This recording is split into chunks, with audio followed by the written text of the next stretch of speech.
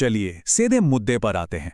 आज के इस विश्लेषण में हम जबलपुर के बरगी डैम में हुई उस दर्दनाक बोट दुर्घटना की तह तक जाएंगे, जो हाल ही के विस्तृत रिपोर्ट्स में सामने आई है। ये सिर्फ एक हादसा नहीं था। हम उन आंकड़ों और तथ्यों को डिकोड करने वाले हैं जो बताते हैं कि कैसे पूरा का पूरा सिस्टम फेल हुआ, कैसे नियमों की अनदेखी ने एक आम सी यात्रा को एक भयानक त्रासदी में बदल दिया।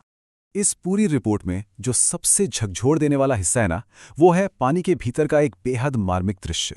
रेस्क्यू के दौरान एक माँ और उसके बच्चे का शव मिला, और जानते हैं, उस माँ ने अपनी आखिरी सांस तक अपने बच्चे को सीने से जकड़े रखा था। मौत के बाद भी उसकी पकड़ ढीली नहीं पड़ी। ये दृश्य अपने आप में माँ की ममता बनाम सिस्टम की एक बहुत ही दुखद कहानी बयां करता है। एक तरफ वो माँ जिसने हार नहीं मानी, और दूसरी तरफ वो लापरवाहियां जिनके सामने इंसानियत ही हार गई।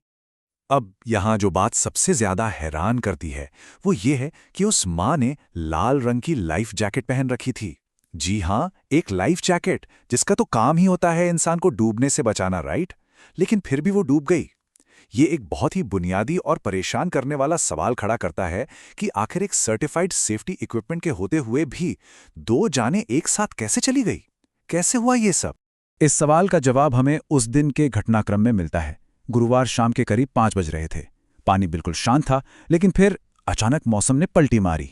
ये जो नंबर 74 है ना, ये कोई मामूली आंकड़ा नहीं है। ये 74 किलोमीटर प्रति घंटे की रफ्तार से चलने वाली उस तेज आंधी की स्पीड है जिसने डैम की उन शांत लहरों को अचानक एक जानलेवा दीवार में बदल दिया। और जो बात इस त्रासदी को और भी ज्यादा दर्दनाक बनाती है, वो है किनारे से नाव की दूरी। जब ये क्रूज पलटा तो ये किनारे से सिर्फ और सिर्फ 300 मीटर दूर था। सोचिए, सिर्फ 300 मीटर! आमतौर पर यह फासला कुछ ही मिनटों का होता है, लेकिन वो तेज हवा, डगमगाती नाव और कोई इमरजेंसी बैकअप ना होने की वजह से ये छोटी सी दूरी कभी ना पार होने वाले फासले में बदल गई। और ये आंकड़े बिल्कुल साफ कर देते हैं कि आखिर उस दिन नाव का बैलेंस बिगड़ा क्यों। रिपोर्ट्स के मुताबिक ऑफिशियली सिर्फ 29 यात्रियों के टिकट काटे गए थे, लेकिन असलियत क्रूज पर 43 से 47 के बीच लोग सवार थे। मतलब सीधे सीधे मुनाफे के लिए ओवर क्राउडिंग की गई। अब आप ही सोचिए, जब किसी नाव पर उसकी सुरक्षित क्षमता से इतने ज्यादा लोग ठूस दिए जाएंगे तो किसी भी आपात स्थिति में उसका डूबना तो लगभग तय ही है ना। तो वापस उसी सबसे बड़े सवाल पर आते हैं। एक लाइफ जैकेट पहने होने के बावजूद एक इंसान कैसे डूब सकता है?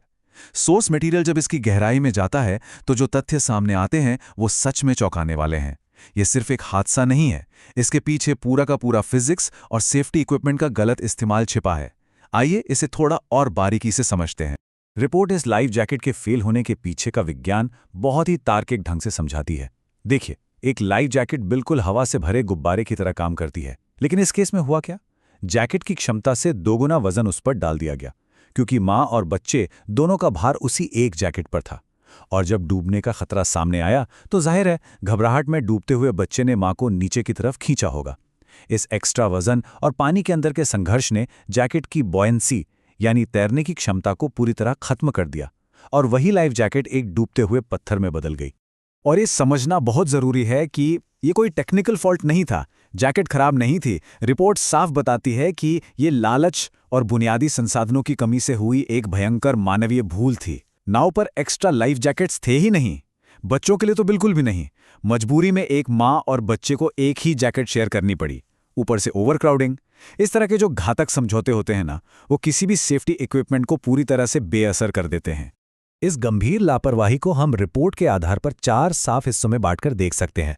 टेक्निकल लेवल पर सुरक्षित लिमिट से बहुत ज्यादा लोगों को बिठाना, ह्यूमन लेवल पर इमरजेंसी के लिए ट्रेन्ड स्टाफ की जगह दिहाड़ी मजदूरों को रखना, एडमिनिस्ट्रेटिव लेवल पर तेज हवा और खराब मौसम की चेतावनियों को पूरी तरह इग्नोर करना, और इक्विपमेंट के लेवल पर न तो पर्याप्त लाइफ जैकेट होना और ना ही पास में कोई रेस्क्यू बोट। जब ये चारों चीजें एक साथ मिलती हैं तो इसे सिर्फ एक दुर्भाग्यपूर्ण दुर्घटना कहकर पल्ला नहीं झाड़ा जा सकता। इस घटना के बाद के जो रेस्क्यू ऑपरेशन के आंकड़े हैं, वो इस पूरी तस्वीर की भयावहता को सामने लाते हैं। स्टेट डिजास्टर रिस्पांस फोर्स यानी एसडीआरएफ के अनुमानों के मुताबिक कुल 47 यात्रियों में से 28 लोगों को तो सुरक्षित निकाल लिया गया, लेकिन कई घंटों की कड़ी मशक्कत के बाद 9 शव बरामद हुए और 10 लोग लापता बताए गए।